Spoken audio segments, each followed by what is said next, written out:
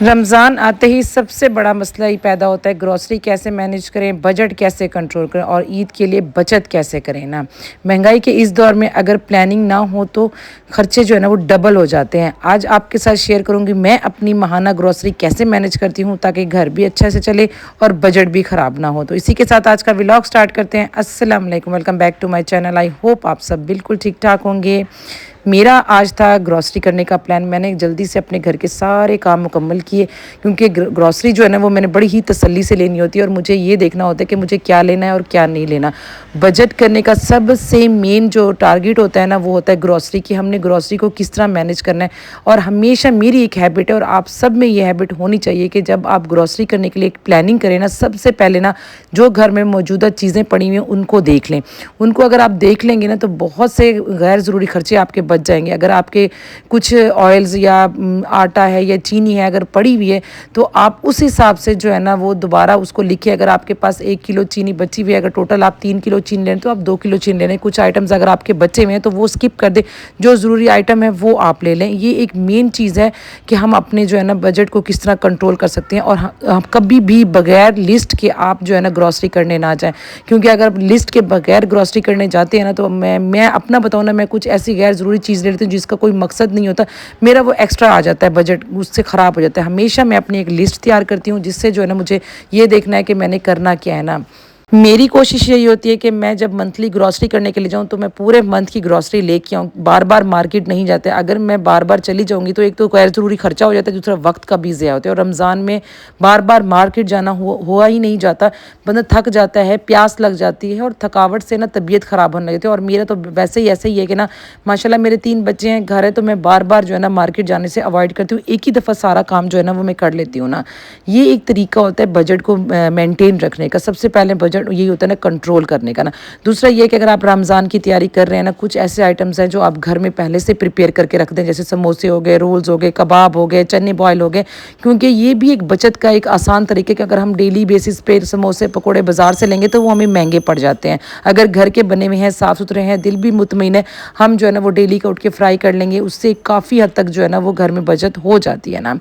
आजकल फ्रूट्स बहुत महंगे हों, लेकिन ये कि लें लाजमी, कौन जिस तरह अगर आपकी इस्तात है तो आप ले सकते हैं, थोड़ा थोड़ा करके लें। डेली का जो आप खा रहे हैं उसमें रमज़ान में आप खाते रहें। जो नहीं इस चीज़ को अफोर्ड कर सकता है उसकी रिप्लेसमेंट में कुछ और ले लें, सस्ता ले लें। अच्छा, बहुत महंगे महंगे मशरूबात लेने की ज़रूरत नहीं है, क्योंकि एक तो वो पिए नहीं जाते, दूसरा ये कि उससे पैसों का भी ज़िया है ना। सादा पानी हो गया या रूह अफ़ज़ा हो गया, ये चीज़ें जो है ना प्यास बुझा देती हैं। और वैसे भी इफ्तारी के टाइम इतना ज़्यादा ना खाया जाता है, ना ही बस प्यास होती है। मैं तो हमारे घर में ये होता है कि हम सादा पानी ज़्यादा प्रेफर करते हैं। बच्चे जो है ना वो जामा शरीफ पीते हैं, महंगे मशरूबात कोई भी नहीं पीता। ये छोटी छोटी चीज़ें अगर हम औरत के अंदर हो ना तो बहुत से हम ना फ्रेंडली यानी कि बजट को मेंटेन कर सकते हैं ना। ये औरत के पे ही डिपेंड करता है कि वो किस तरह जो है ना अपनी बचत करती है ईद की शॉपिंग के लिए। हमेशा मैं जो है ना ईद की शॉपिंग के लिए अपना एक बजट मेंटेन रखती हूँ कि मुझे इतनी ही शॉपिंग करनी है। मेरे इतने माशाल्लाह से बच्चे हैं, मैं उनके लिए क्या लेना है, अपने लिए क्या लेना है, क्योंकि अगर मैं शुरू से प्लानिंग में करती जाती हूँ ना तो मेरे लिए बहुत आसान हो जाता है एंड पे आके शॉपिंग करना। अगर मैं अचानक से शॉपिंग करूँगी, बजट डिस्टर्ब होगा तो वो हो भी नहीं सकेगा और उल्टा मेंटली टेंशन रहेगी, स्ट्रेस रहेगा कि ये चीज़ बची नहीं, ना ही बच्चों की सही तरह से शॉपिंग हुई है ना। बस ये छोटी छोटी चीज़ थी। मैंने ना अपनी ग्रॉसरी करते हुए इन चीज़ों को ना बिल्कुल ध्यान में रखा। उसके बाद मैं आ गई थी घर, मुझे अफ्तारी बनानी थी। मैंने सोचा आज जो है ना चना चाट बना लेती हूँ। रोल्स पड़े हुए थे मेरे तो पहले से बने हुए होते हैं, समोसे मेरे पहले से बने हुए थे, मैंने उनको जल्दी से फ्राई किया। पकौड़ों बनाने का बिल्कुल टाइम नहीं मिला मुझे, क्योंकि टाइम बहुत कम हो गया था। जो मेरे पास फ्रोज़न आइटम पड़े थे मैंने उनको जल्दी से फ्राई किया और जो है मेरी अफ्तारी माशाल्लाह से बहुत अच्छे तरीके से तैयार होगी।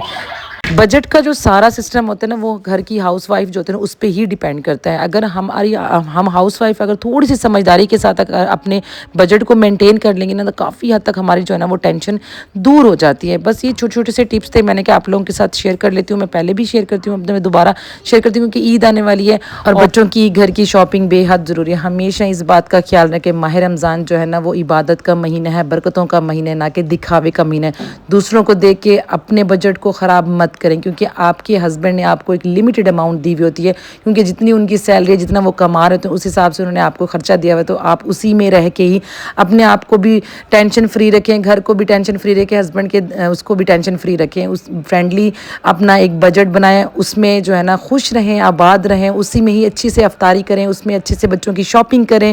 بس یہی چھوٹی چھوٹی سی خوشیاں ہوتی ہیں ہم ہاؤس وائف کی, کہ ہم نے اپنے گھر کو کس طرح بجٹ میں رہ کے ہم نے مینٹین کرنا ہے, خود بھی خوش رہنا ہے, ہسبینڈ کو بھی خوش رکھنا ہے, گھر والوں کو بھی خوش رکھنا ہے نا.